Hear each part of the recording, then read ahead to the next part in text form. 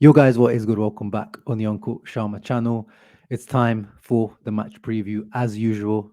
Just under 24 hours to kick off tomorrow. Inter versus everyone's favorite hipster team, Venezia, who are now even more favorites of, aesthetics FC, hipster FC, and even hip hop fans because they are sponsored, obviously, if you didn't know, not sponsored, but kind of owned by Drizzy Drake, Aubrey Graham, also known as, and now not only Nike, but they're also their kit is Nike Nocta, which is the shoot off brand of Drizzy Drake.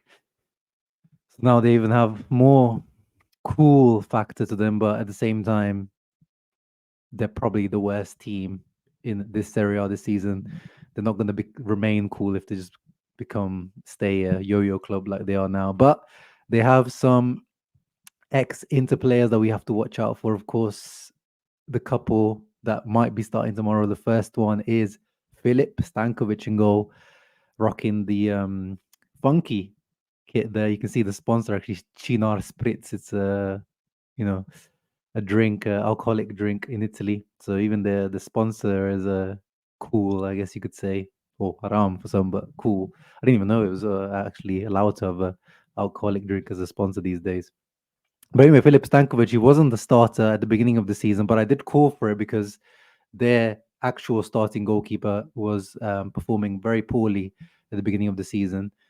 And of course, for selfish reasons, we want Filip Stankovic to develop as a player, whether to sell him on, make money out of him, or future into number one, just for that last name, of course, Dejan Stankovic's son.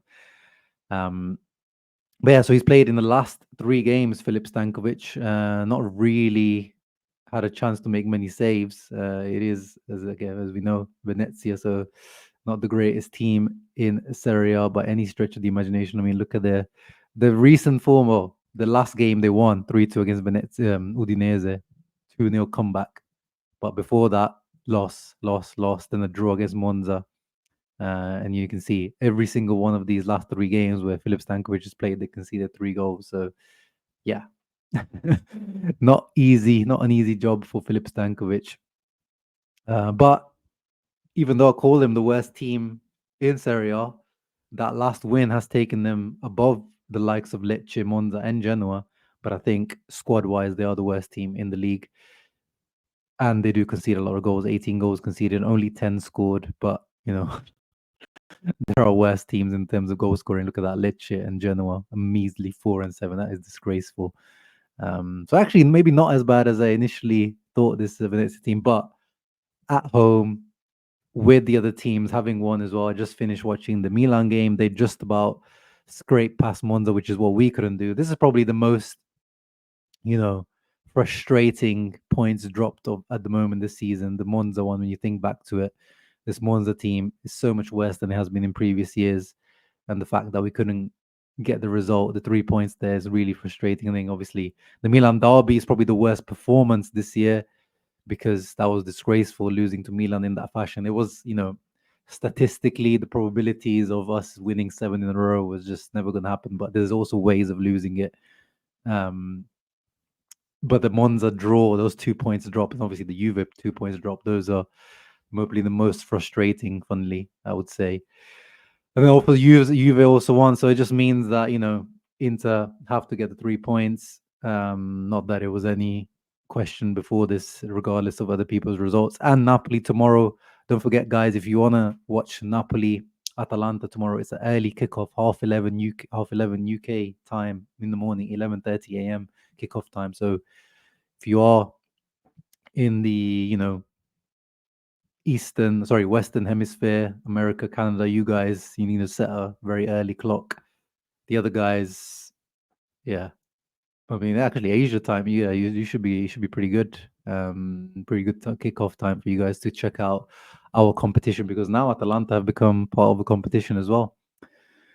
But anyway, getting back to Venezia, Filip Stankovic, let's test him. I want to see whoever starts, the likes of Barella, Lautaro Thuram, whoever's starting to test Filip Stankovic from range. let's see what the boys got. Let's pep him with some shots. And then the other guy to watch out for really the curse of the X. We know Inter X players have the audacity and the habit of scoring against Inter is Gaetano Oristano, a youth player that actually, if you follow me on Twitter for last 3 or 4 years, he's one of the few.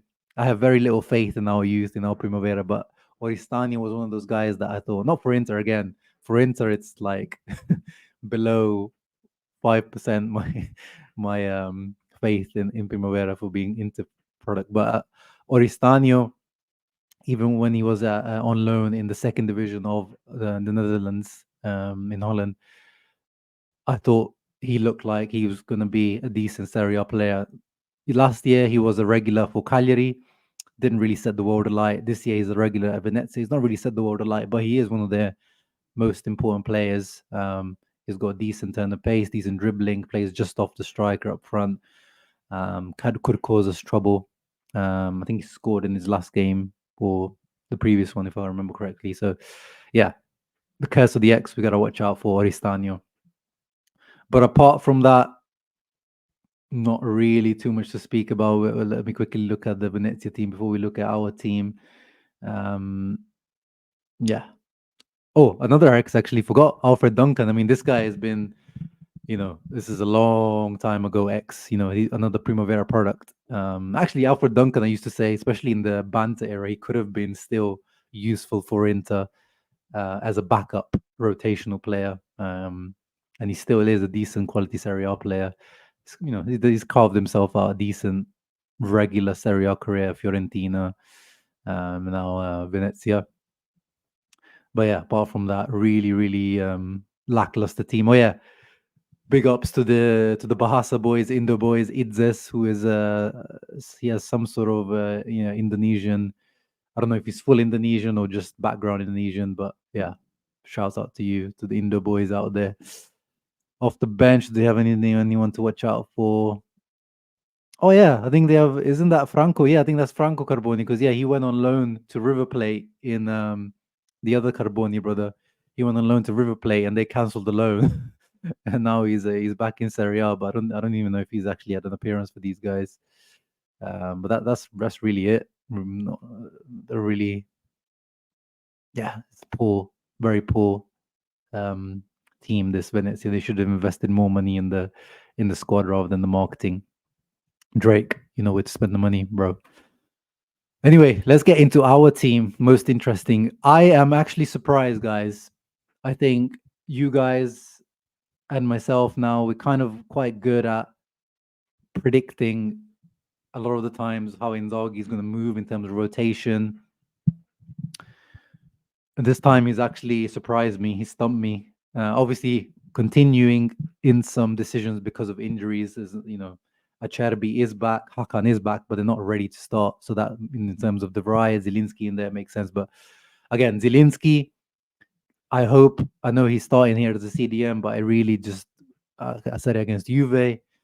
I mean, it doesn't matter as much against an Empoli or a Venezia because you're going to get, 55, 60% possession. He's not really going to be tested defensively too much. But the few times that he is going to be tested defensively, I would just rather be Barella in front of the defense. But maybe Inzaghi wants to use these games to improve him there, to become, a potential, if we do sell Aslani, to be maybe even another Hakan work of art masterpiece. But I don't see it with Zielinski. He just doesn't want to do it. First of all, he doesn't like playing there, and he just defensively doesn't want to do the hard work, the dirty work. But anyway, the predicted lineups, if you saw them earlier on this morning, they were showing Frattesi in there.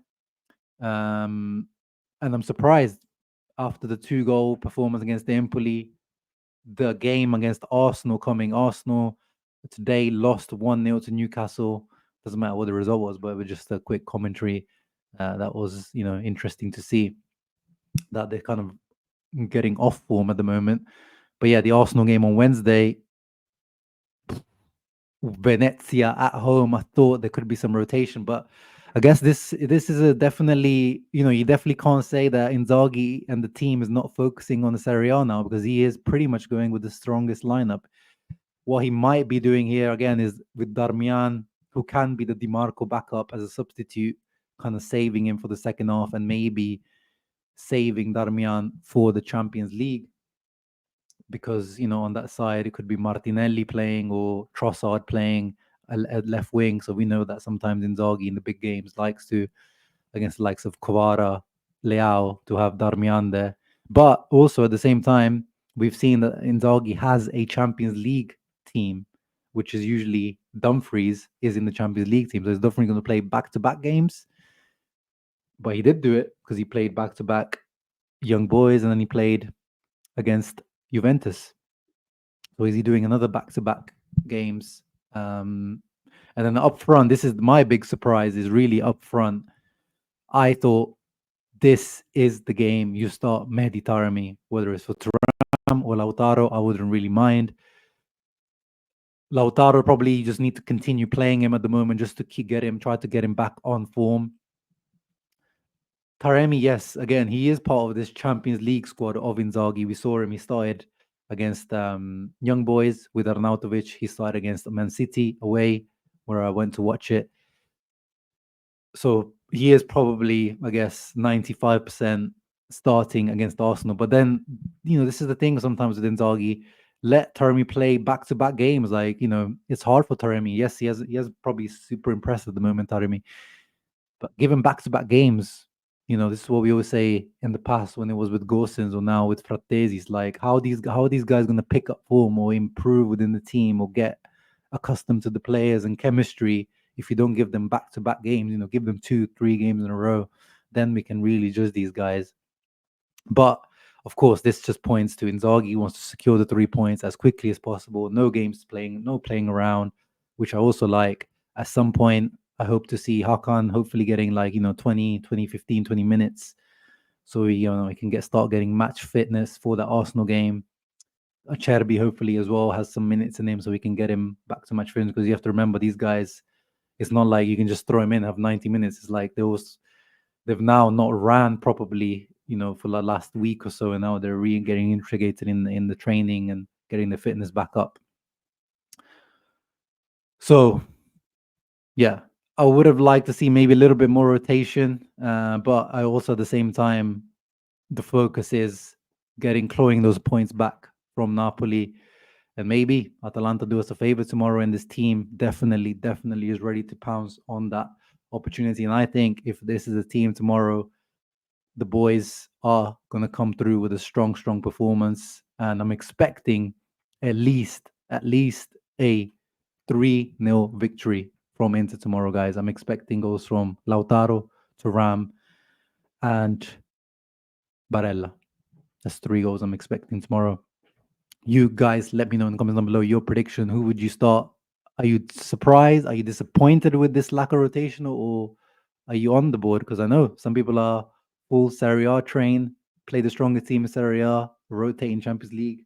Where are you? Because I know Arsenal, I want to focus on Serie A, but the Arsenal game, that I do want to win that. I do want to win that for sure, for bragging rights and to just let those Prem-Tars know what's going on these days. But anyway, hope you guys enjoyed that. Leave a thumbs up, subscribe to the channel. See you tomorrow for the post-match reaction. Ciao ragazzi, Forza Inter.